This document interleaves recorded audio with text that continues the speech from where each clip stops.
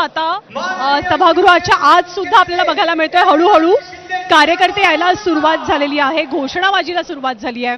आपण पुन्हा एकदा षण्मुखानंद परिसरात जाऊयात. वेदांत नेब सध्या आपल्या सोबत आहे. वेदांत, षण्मुखानंद मध्ये ह्याच्या बरोबर अपोजिट भावना, अपोजिट प्रतिक्रिया पाहायला मिळत आहेत. तू नेमका कुणासोबत आहेत, काय प्रतिक्रिया उमटताय? षण्मुखानंद मधलं काय चित्र आहे वेदांत?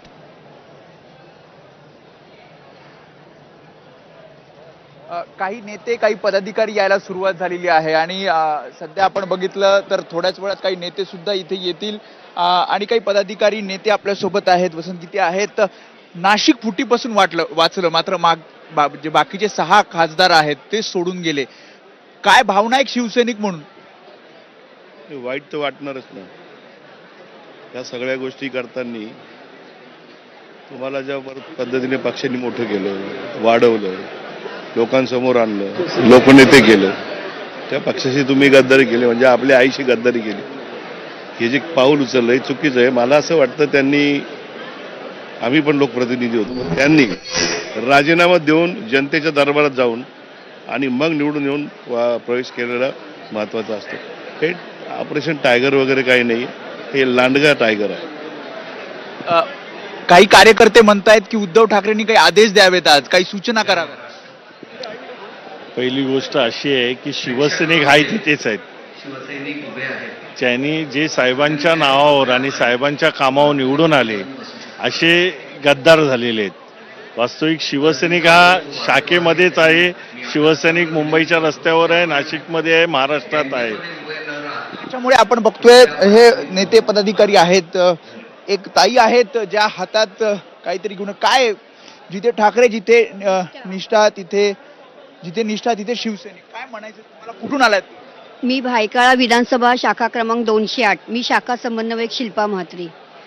आज जे माझा जन्म झालाय भायखळामध्ये, माझ्या वयाच्या मी 15व्या पासून शिवसेनेमध्ये मी काम करते. आज मला 35 वर्षे झाली. पण हे असलं घाणेरडं राजकारण मी माझ्या आयुष्यात नाही पाहिलं. वाईट वाटते, रडू येते. ज्या ओमराजे निंबाळकरला मी भावासारखं मानत होती, मला वाटलं नव्हतं तो विश्वासघात करेल, पण कुठेतरी अजूनही वाटते की तो येईल म्हणून. तो वाघ होता, शेतकऱ्यांसाठी काम करणारा होता, निष्ठावंत होता.